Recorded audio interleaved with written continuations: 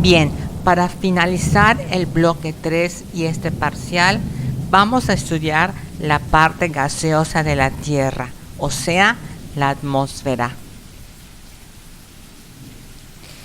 La atmósfera es muy importante para la vida en la Tierra porque nos protege de los factores cósmicos que podrían ser mortales, como los rayos cósmicos y la radiación ultravioleta. Además, desintegra mucho del material rocoso como meteoritos pequeños que entran a la atmósfera, así como nos proporciona un ambiente adecuado para sobrevivir.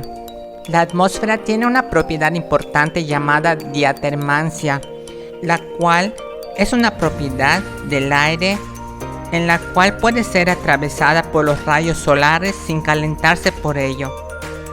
Esto ocasiona que las temperaturas no sean demasiado elevadas en la superficie terrestre. Además, nos proporciona el oxígeno que necesitamos para sobrevivir y también otros compuestos gaseosos que necesitan otros seres vivos. Los componentes de la atmósfera pueden ser naturales o contaminantes. Entre los componentes naturales están el oxígeno, que conforma el 21% de su composición, el nitrógeno, que representa un 78% de su composición, y otros gases que conforman el 1% de su composición, entre estos el dióxido de carbono, los gases nobles, principalmente el argón y el vapor de agua. Entre los compuestos contaminantes de la atmósfera están el monóxido de carbono, que es producido por el escape de los autos, los clorofluorocarbonos, que es producido por la actividad industrial, y compuestos de azufre y otros óxidos, que también es producido por la actividad industrial. Si se dan cuenta, todos estos contaminantes son producidos por la actividad humana, aunque hay algunos también que son producidos por la naturaleza, como el caso de los compuestos de azufre, que son producidos por la actividad volcánica. Todos sabemos que el oxígeno es fundamental para muchos seres vivos.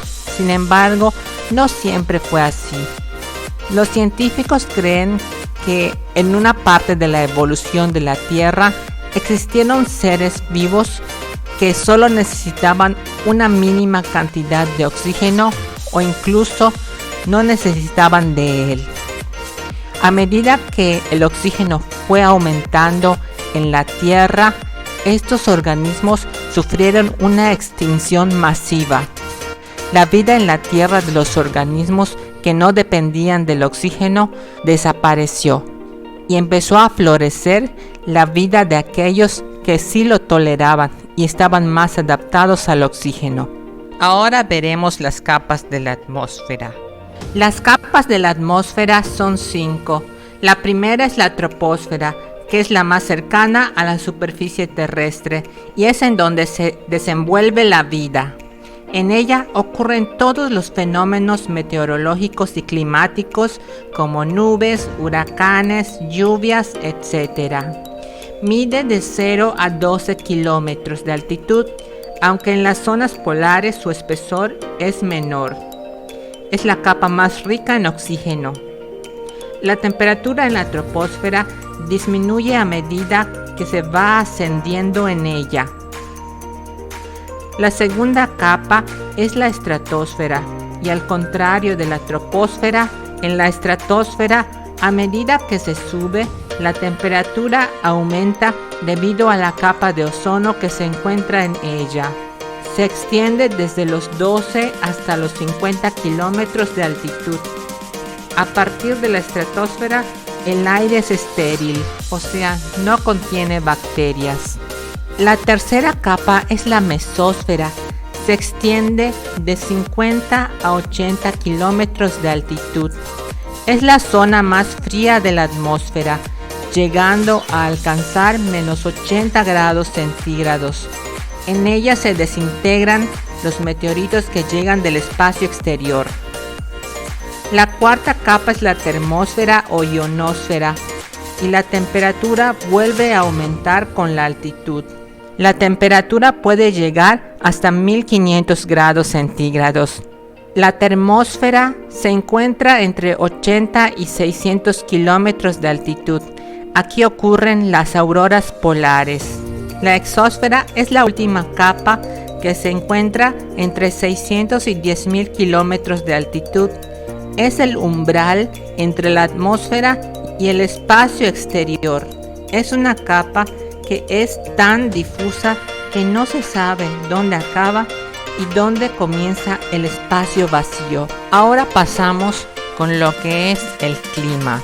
El clima es un concepto muy difícil de describir porque está compuesto por varios elementos y es modificado por varios factores. Digamos que el clima es una mezcla de elementos que son modificados por factores.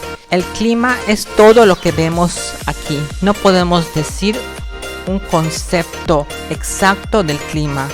Yo les podría decir que el clima es todo el conjunto de todo lo que vemos en esta diapositiva. Los elementos del clima son lo que lo conforman y se dividen en elementos cósmicos como la radiación solar, en elementos termodinámicos como la temperatura, vientos y presión, y en elementos acuosos como la nubosidad, la precipitación y la humedad. Estos elementos son modificados por los factores que vemos aquí abajo que están en rosa. Estos en verde conforma el clima y esto en rosa modifica a estos elementos. Los factores modificadores del clima son la altitud, la latitud, la distancia al mar y las corrientes marinas y la vegetación. Veamos primero los elementos del clima. El elemento cósmico del clima es básicamente la radiación solar, que son todas las radiaciones emitidas por el Sol.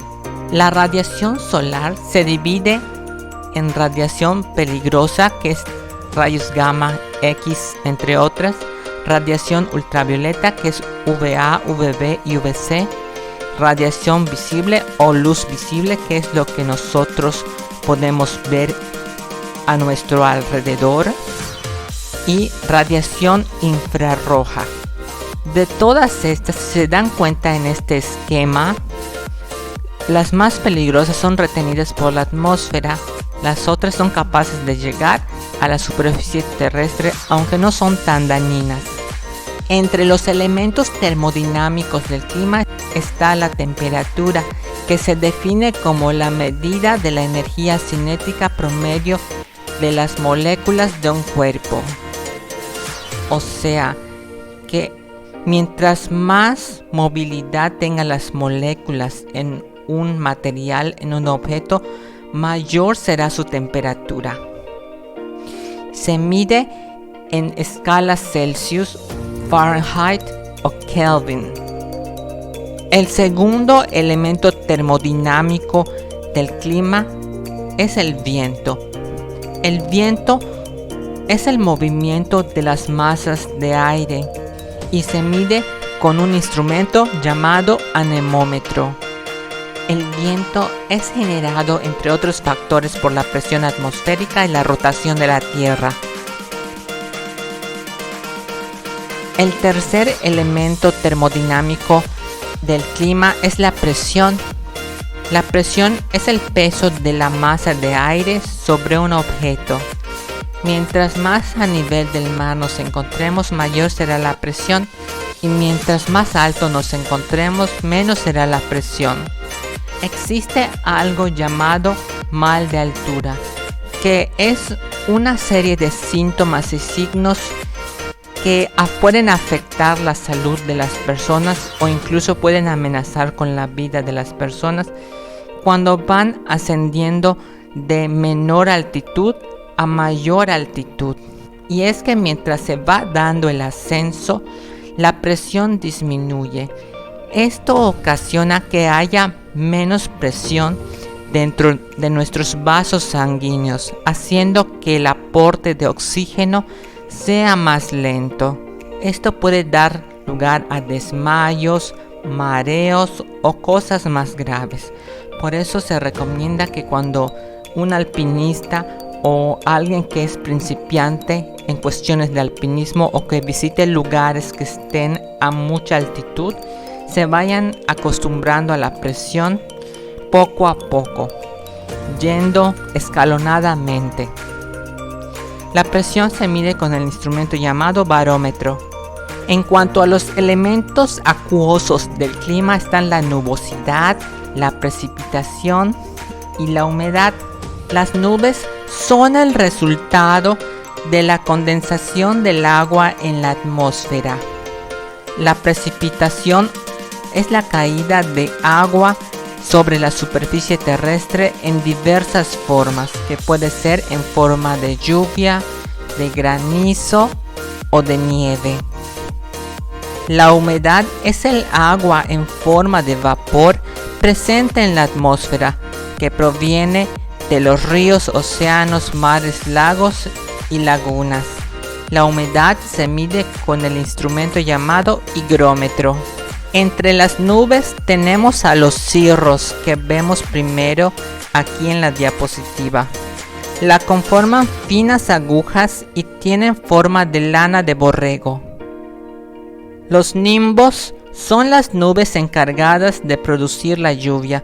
Tienen un color muy oscuro y son nubes que anuncian la lluvia. Los cúmulos tienen forma de copos o montones de algodón con bordes brillantes y son las clásicas nubes que vemos en el cielo. Los estratos son largas fajas de color gris que se pueden observar principalmente durante la tarde-noche. Otros tipos de fenómenos atmosféricos son las auroras boreales y australes y las descargas eléctricas.